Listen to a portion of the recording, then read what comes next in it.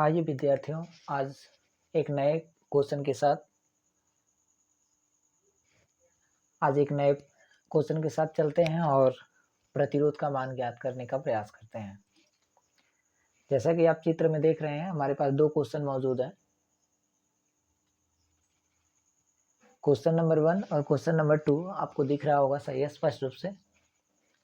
Question number 1 के अंतर्गत 4 प्रतिरोध जुड़े हुए हैं, जैसे कि एक प्रतिरोध यहाँ पे, एक प्रतिरोध यहाँ पे, एक प्रतिरोध यहाँ पे, एक प्रतिरोध यहाँ पे, यानी जुड़ करके एक लंबा परिपथ बना रहा है। और इस लंबे परिपथ को देखा जाए ध्यान से, तो पहले प्रतिरोध का दूसरा सिरा यानी यहाँ, दूसरे प्रतिरोध का ये वाला सिरा, अब यानी एकदम जुड़ते हुए देखा जाए तो श्रेणी क्रम बना रहे हैं, मतलब एक क्रम से जुड़े हुए हैं।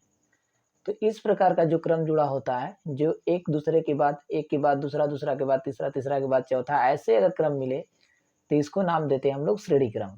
यदि परिपथ में श्रेणी क्रम में अगर ऐसे प्रतिरोध जुड़े हों तो इन सब में से तुल्य प्रतिरोध, मतलब सभी प्रतिरोधों का जो तुल्य प्रतिरोध ज्ञात करना होता है, तो सामान्यतः सभी प्रतिरोधों को जोड़ देते हैं सिंपली ऐसे, जैसे इसको इसको इसको इसको चारों को जोड़ देंगे। तो इन सबको जोड़ने के पश्चात एक सबका तुल्य प्रतिरोध आएगा, उसको कैसे लिखेंगे, ले लेते हैं। आर बराबर, ये फार्मूला है, आर बराबर R1 plus R2 plus R3 plus R4, और प्रतिरोध होते थे इसी तरह कंटिन्यूअस जोड़ लेते, और सबको जोड़ने के पश्चात R1 की वैल्यू 4, R2 की वैल्यू 8, R3 की वैल्यू 12 और R4 की वैल्यू 24, सबको ऐड करने के पश्चात निकल करके आएगा वो 48 आएगा। यानी इस प्रकार का जो क्वेश्चन है अगर हल करना होगा, ऐसे प्रतिरोध जुड़े हों तो नॉर्मली इस टाइप का फार्मूला यूज करके लगा सकते हैं। आइए एक दूसरा क्वेश्चन स्टार्ट करते हैं। अब यहाँ देखा जाए प्रतिरोध परिपथ के अंतर्गत, तो इस परिपथ में ध्यान से देखा जाए तो एक प्रतिरोध यहाँ लगा हुआ, दूसरा प्रतिरोध यहाँ लगा हुआ, तीसरा प्रतिरोध यहाँ लगा हुआ, यानी एक दूसरे के ऊपर लगे हुए। और जब परिपथ जब स्टार्ट हुआ तो एक ही पॉइंट से यहाँ से निकल करके एक इधर की तरफ, एक इधर की तरफ, एक इधर की तरफ, बाकी जैसे ही जुड़ करके या दूसरे पॉइंट पे मिल जा रहे हैं। जब इस टाइप का कॉम्बिनेशन होता है तो इस टाइप के कॉम्बिनेशन को नाम देते हैं समांतर क्रम या पार्श्व क्रम। आज जब इस टाइप की कॉम्बिनेशन है, सपोज इस R1 की वैल्यू को मान लिया गया है कि 3 ओम का है, R2 की वैल्यू है जो 6 ओम का है, और R3 की वैल्यू है जो 12 ओम का है।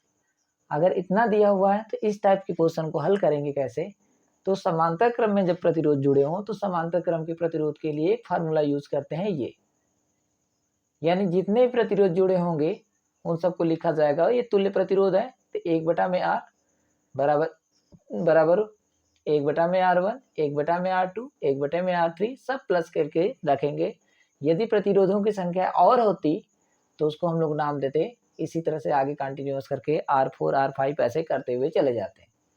सबको ऐड करेंगे, नॉर्मली ये क्लास 4 या 5 का सवाल होता है, इस टाइप के सवाल को ऐड कर लेंगे।